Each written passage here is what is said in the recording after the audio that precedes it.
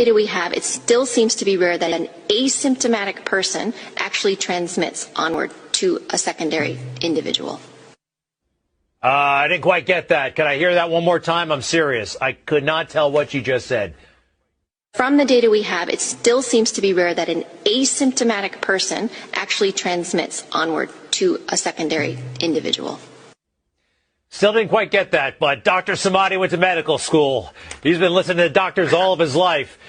Doctor, I believe the headline from the World Health Organization is asymptomatic people are not infectious. They're not going to spread the disease. Is that what the WHO is saying? Yes, that's correct, Greg. Look, you and I have been going at this since February of this year. We've covered more than hundreds of these segments on Newsmax TV.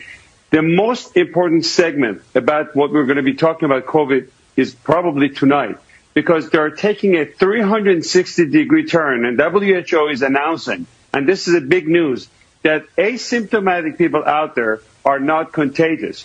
Remember, because we didn't know who would be passing this virus or not, we made everybody do something called social distancing. This is a new word that you've heard of it, and it came to our life a few months ago. We made everybody across the board to wear masks. At the beginning, we said if you have symptoms, you wear the mask to protect others, and then we gave in because CDC and everybody kept changing back and forth.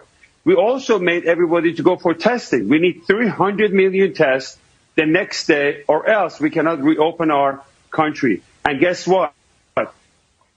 This thing is very important. It's a breaking news that if you are not symptomatic and you don't have any symptoms of fever, chills, shortness of breath, or any of those symptoms we've spoken about, the risk of passing it on to other people and being contagious is very rare. And studies like this comes from a very accurate tracing in countries like Singapore, contact tracing, and it's too bad that these researchers are not, the papers are not making it to Lancet, and mainstream media is not covering to the extent. This is probably one of the biggest news that we've had since coronavirus outbreak.